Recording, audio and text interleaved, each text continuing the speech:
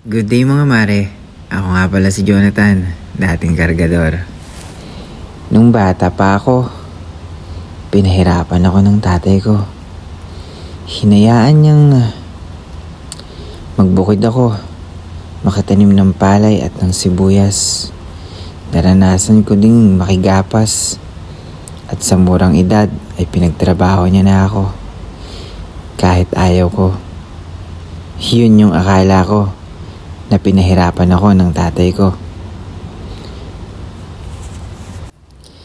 Di ko alam, sa ganung paraan ay tinuturuan niya na pala ako kung paano ko haharapin yung magiging buhay ko. Kasi siguro, alam din ng tatay ko na di niya ako kayang bigyan ng magandang edukasyon. Kaya hinanda niya na ako at pinakita niya sa akin at pinaranas niya sa akin yung mga pagdadaanan ko kung sakaling magkakaroon na din ako ng sariling buhay at pamilya. At noon, di ko nga naisip na kung ayaw ko at nahihirapan ako, paano naman sila ng nanay ko. At di ko man lang din natanong kung okay lang ba sila. Di ba sila napapagod? Ang alam ko lang kasi yung ayaw ko at yung gusto ko. Pero ngayon, nagpapasalamat ako kasi tinuruan niya ako na ang akala ko noon ay pinahihirapan niya lang ako. Noon pala, may gusto lang siyang ituro na dapat kong matutunan. At hinanda niya ako sa pagharap ko sa totoong buhay. Pag ako naman yung nasa sitwasyon niya, na sitwasyon ko naman ngayon.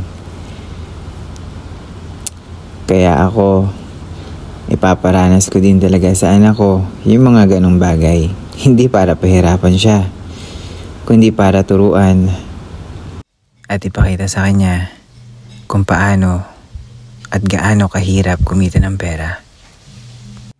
At na matuto din siya magpahalaga sa mga bagay na ibinibigay sa kanya, maliit man o malaki. Dahil alam niya ang hirap kung paano kinikita ang bawat sentimo na ibinibigay sa kanya.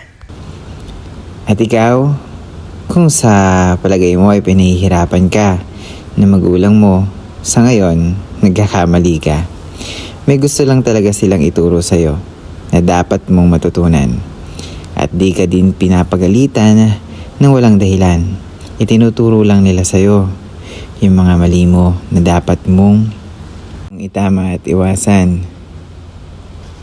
Para kung sakaling iwanan ka man nila, di sila mangangamba at panatag sila na nasa maayos at nasa mabuti ka. At ngayon ko nga masasabi, my father is my teacher. So yun lang nga ulit mga mare. Huwag mo naman kalimutan mag-like, mag-comment, mag-share. Thank you for watching. Bye-bye.